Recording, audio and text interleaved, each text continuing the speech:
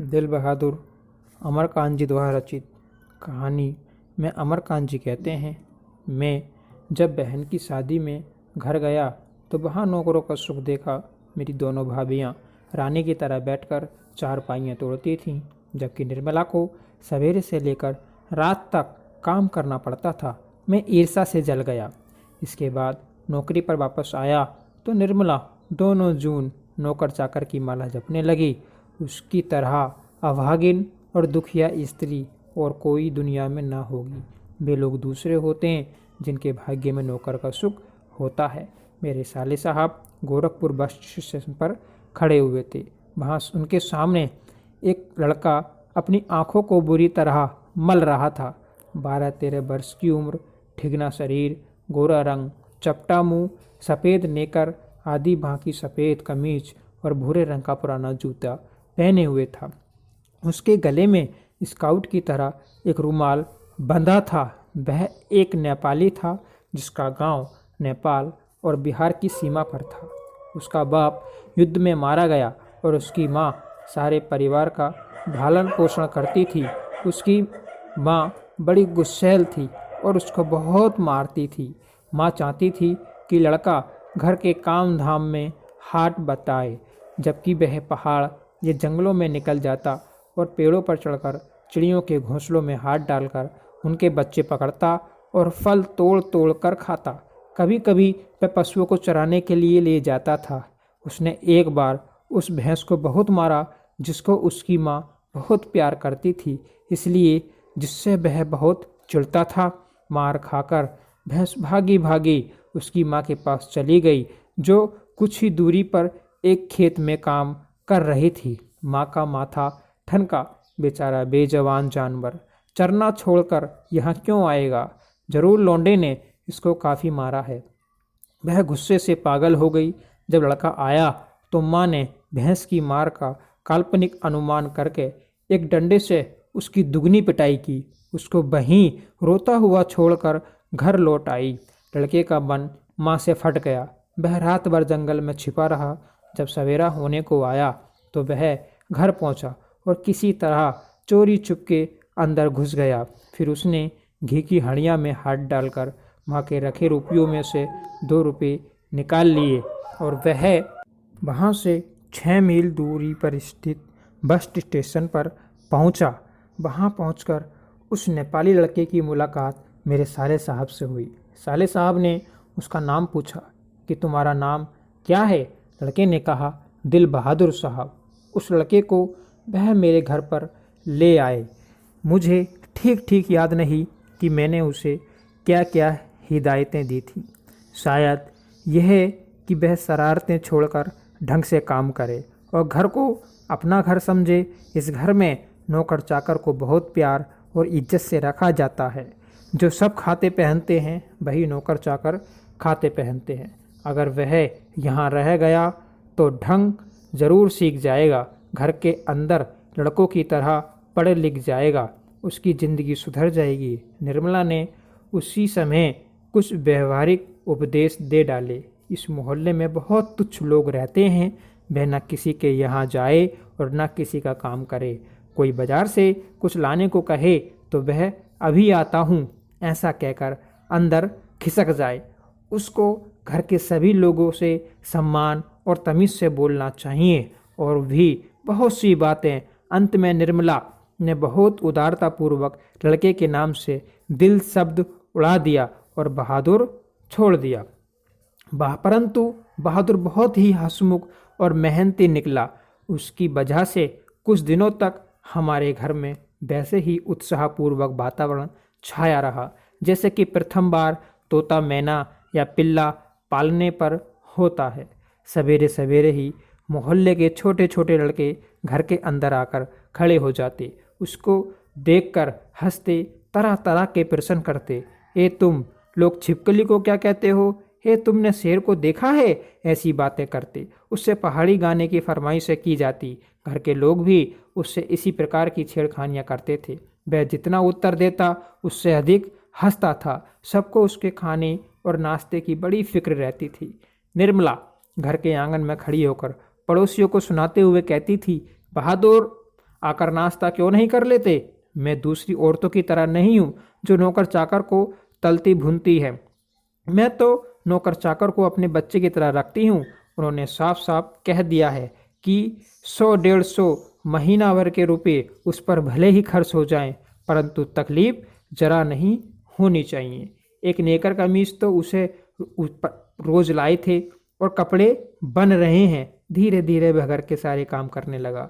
सवेरे उठकर बाहर नीम के पेड़ से दातून तोड़ लाता था। वह हाथ का सहारा लिए बिना कुछ दूर पर तने पर दौड़ता हुआ चढ़ जाता। मिनट भर में वह पेड़ की पुलई पर नजर आता। निर्मला छाती पीट कर कहती, अरे रीछ बंदर की जात, कहीं गिर गया तो बड़ा बुरा होगा। वह घर की सफाई करता, कमरों में पोछे लगाता, अंगीठी जलाता, चाय बनाता और पिलाता, दोपहर में कपड़े धोता और बर्तन मलता, रसोई बनाने में भी जिद करता। वह निर्मला स्वयं सब्जी और रोटी बनाती। निर्मला को उसकी बहुत फिक्र रहती थी। उसकी उन दिनों तबीयत ठीक नहीं रहती थी, इसलिए वह कुछ दवा ले रही थी। बहादुर उसको कोई काम करते हुए देखकर कहता था, माताजी मेहनत ना करो, तकलीफ बढ़ जाएगी। वह कोई भी काम करता होता, उस समय होने पर हाथ धोकर भालू की तरह दौड़ता हुआ कमरे में जाता और दवाई का डिब्बा निर्मला के सामने लाकर रख देता था। जब मैं शाम को दफ्तर से आता तो घर के सभी लोग मेरे पास आकर दिन भर के अपने अनुभव सुनाते थे। बाद में भी मैं भी आता था। एक बार मेरी ओर देखकर सिर झुका लेता, धीरे धीरे मुस्कुराने लगता। वह कोई बहुत ही मामूली घटना की रिपोर्ट देता। बाबूजी, बहन जी की एक सहेली आई थी, या बाबूजी भैया सिनेमा गए थे। इसके बाद वह हर तरह से हंसने लगता था। उसकी हंसी बड़ी कोमल और मीठी थी, जैसे फूल और पंखुड़ियाँ बिखर गई हों। मैं उससे बातचीत करना चाहता था, पर ऐसी इच्छा रहते हुए भी मैं जानबूझकर बहुत गंभीर हो जाता और दूसरी ओर देखने लगता था। निर्मला कभी कभी उससे पूछती थी, बहादुर तुमको अपनी माँ की याद नहीं आती? बहादुर कहता, नहीं। निर्मला कहती है, क्यों? माँ भारती बहुत है, इसलिए माँ की याद नहीं आती। निर्मला कहती है कि तुम अपनी माँ को पैसा क्यों भेजना चाहते हो? बहादुर कहता है, माँ बाप का कर्ज है, जन्म भर रहता है।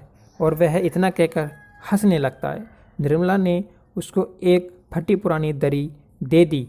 वह घर से एक चादर भी लेकर आई।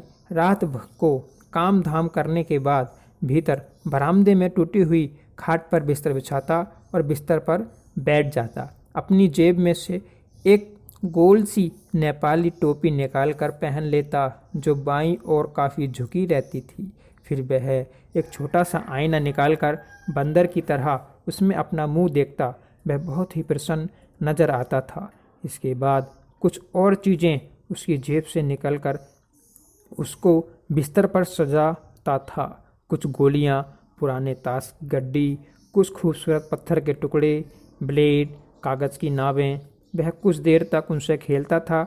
उसके बाद धीरे धीरे स्वर में गुनगुनाने लगता था। उन पहाड़ी गानों का अर्थ हम समझ नहीं पाते थे, पर उसकी मीठी उदासी घर के सारे में फैल जाती थी, जैसे कोई पहाड़ की निर्जनता में अपने किसी को बिछड़े हुए को साथी को बुला रहा हो।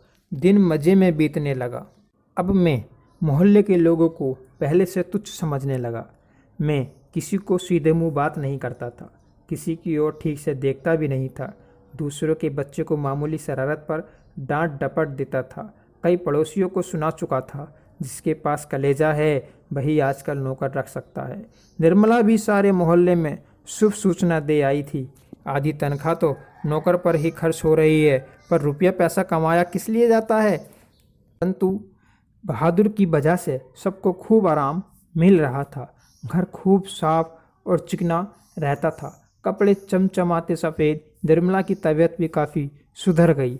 किसी को मामूली काम कराना होता तो बहादुर को आवाज़ देता, बहादुर एक गिलास पानी, बहादुर पेंसिल नीचे गिर गई, ज़रा उठाना। इस तरह की फरमाइशें। बहादुर घर में फिरकी की तरह नाचता रहता।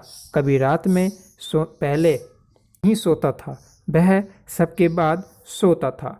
मेरा मेरा बड़ा लड़का किशोर काफ़ी शान शौकत रौब दाब से रहने का कायल था। उसने अपने सभी काम बहादुर को सौंप दिए। सवेरे उसके जूते में पॉलिश लगनी चाहिए, कॉलेज जाने से ठीक पहले साइकिल की सफाई ज़रूरी थी, रोज़ ही उसके कपड़ों की धुलाई और इस्त्री होनी चाहिए, और रात को सोते समय वह नित्य बहादुर से अपने शरीर की मालिश कराता और मुक्की भी लगवाता।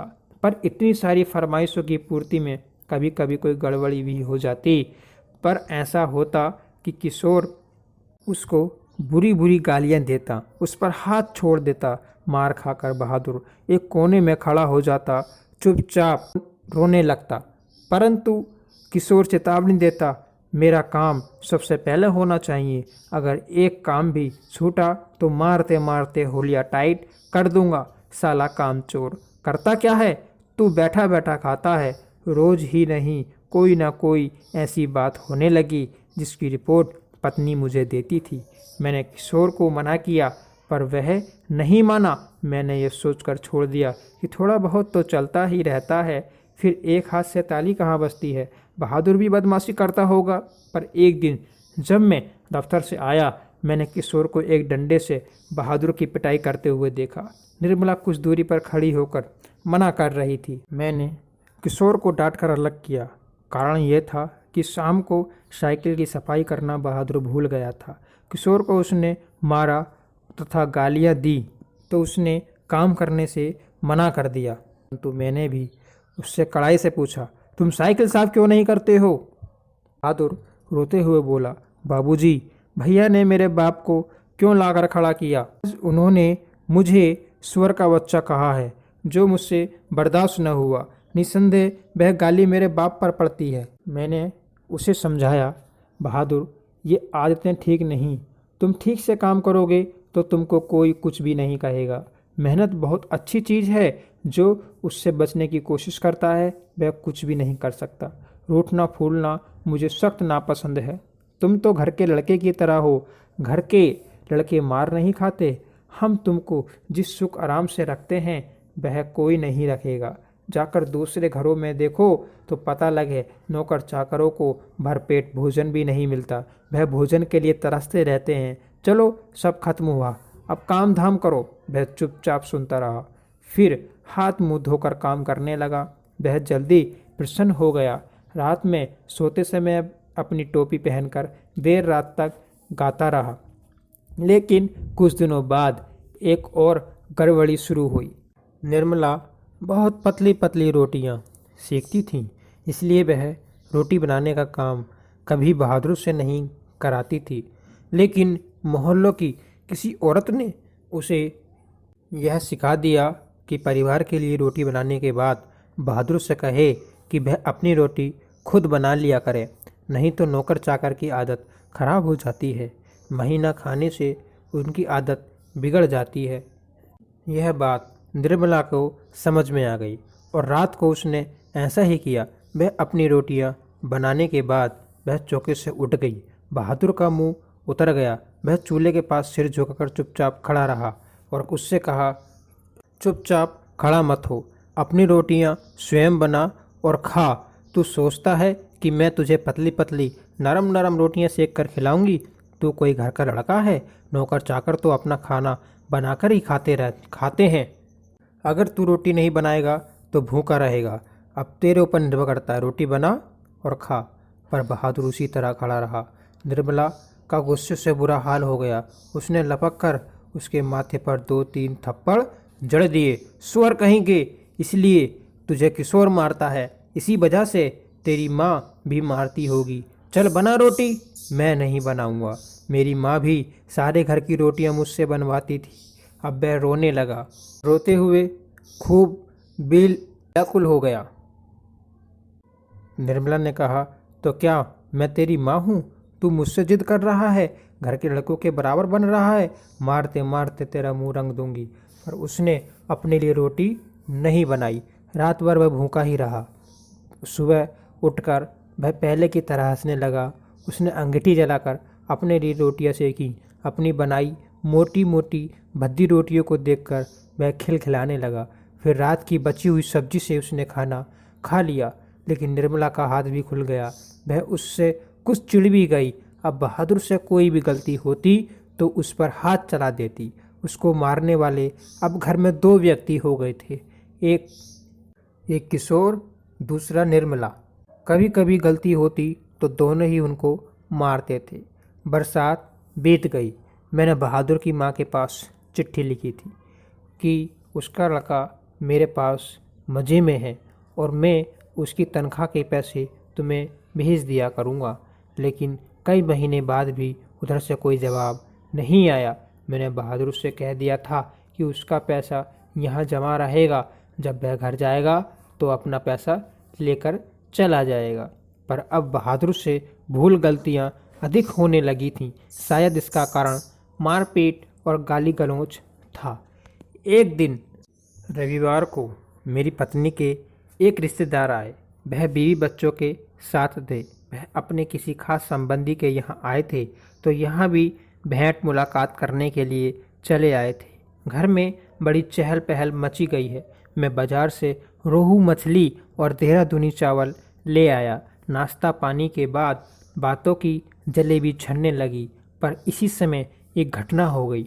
अचानक उस रिश्तेदार की पत्नी नीचे फर्श पर झुककर देखने लगी। फिर उसने चारपाई के अंदर झांक कर देखा। अंत में कमरे के अंदर चली गई और फर्श पर पड़े हुए कागज़ों के टुकड़े उठाकर जांच पड़ताल करने लगी। क्या बात है? मैंने पूछा।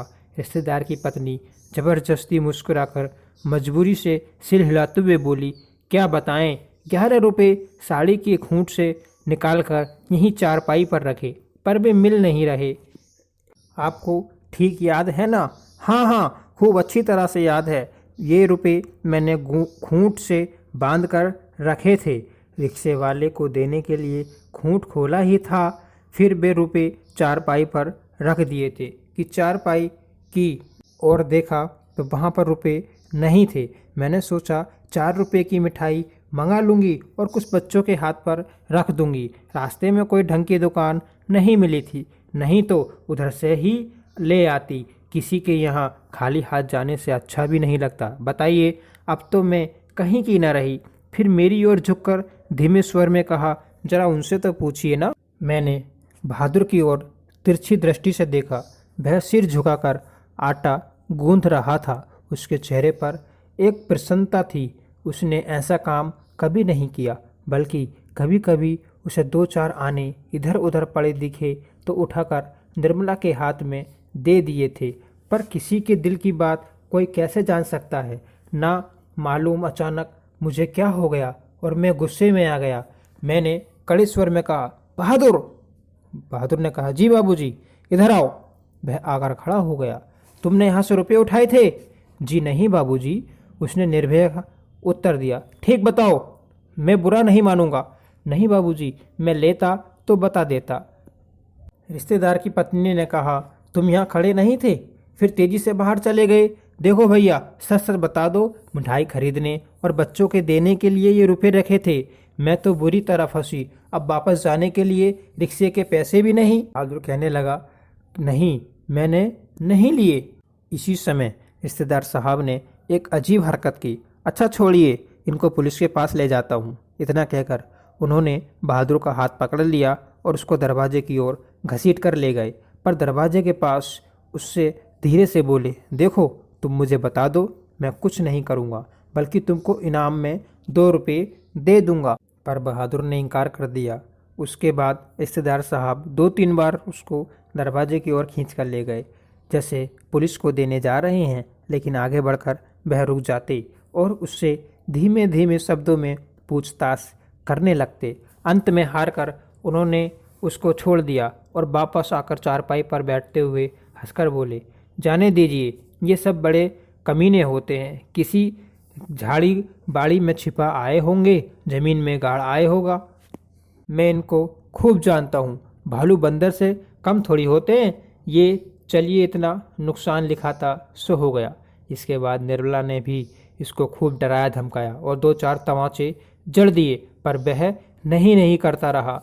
इस घटना के बाद बहादुर काफ़ी डांट मार खाने लगा। घर के सभी लोग उसको कुत्ते की तरह दुराया करते। किशोर तो जैसे उसकी जान के पीछे ही पड़ गया। वह उदास रहने लगा और काम में लापरवाही करने लगा। एक दिन मैं दफ्तर से विलंब से आया। निर्मला आंगन में चुपचाप सिर पर हाथ रखकर बैठी थी। अन्य लड़कों का पता नहीं था। केवल लड़की अपने माँ के पास खड़ी थी। अंगीठी अभी नहीं जली थी।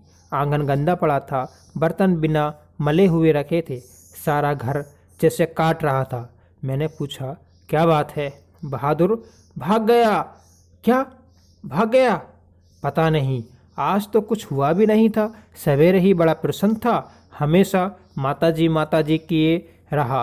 दोपहर में खाना खाया। उसके बाद आंगन से सिलबट्टा लेकर बरामदे में रखने जा रहा था कि सिल हाथ से छूटकर गिर गई और 2 टुकड़े हो गए। शायद इसी डर से वह भाग गया कि लोग मारेंगे, पर मैं इसके लिए उसको थोड़ी कुछ कहती। क्या बताऊं, मेरी किस्मत में आराम ही नहीं है। कुछ ले गया क्या? हाय, यही तो अफसोस है। कोई भी सामान नहीं लेके गया। उसके कपड़े, उसका बिस्तर, उसके जूते, सब कुछ वह छोड़ गया। पता नहीं उसने हमें क्या समझा। अगर वह हमसे कहता तो मैं उसे रोकती थोड़ी, बल्कि उसे खूब अच्छी तरह पहनाकर ओढ़कर भेजती। हाथ में उसकी तनख्वाह के रुपए रख देती। 2-4 रुपए और अधिक देती, पर वह तो कुछ ले ही नहीं गया।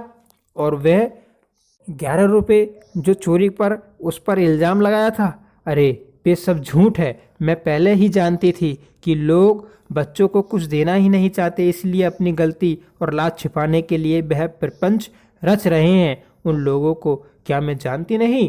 कभी उनके रुपए रास्ते में गुम हो जाते हैं, कभी भी गलती से घर पर छोड़ आते हैं। मेरे कलेजे में तो जैसे एक कुछ होल रहा है। किशोर को भी बड़ा अफसोस है। उसने सारा सहन छान मारा, पर बहादुर नहीं मिला। किशोर आकर कहने लगा, अम्मा, एक बार भी अगर बहादुर मिल जाता तो मैं उसको पकड़ लेता और कभी जाने न देता। उससे माफ़ी मांग लेता और कभी नहीं मारता। सच में अब ऐसा नौकर हमें कभी नहीं मिलेगा। कितना आराम दे गया। वह अगर कुछ चुरा कर ले जाता तो संतोष हो जाता। निर्मला आंखों पर आंचल रखकर रोने लगी। मुझे बड़ा क्रोध आया। मैं चिल्लाना चाहता था, परंतु भीतर ही भीतर मेरा कलेजा बैठ रहा। मैं चारपाई पर सिर झुकाकर बैठ गया।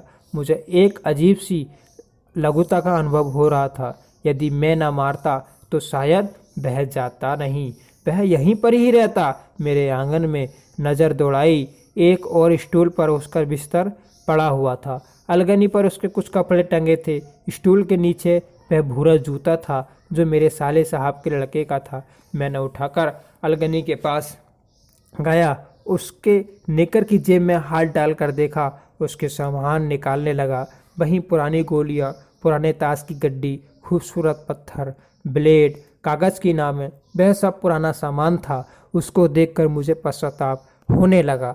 यहीं पर कहानी समाप्त हो जाती है।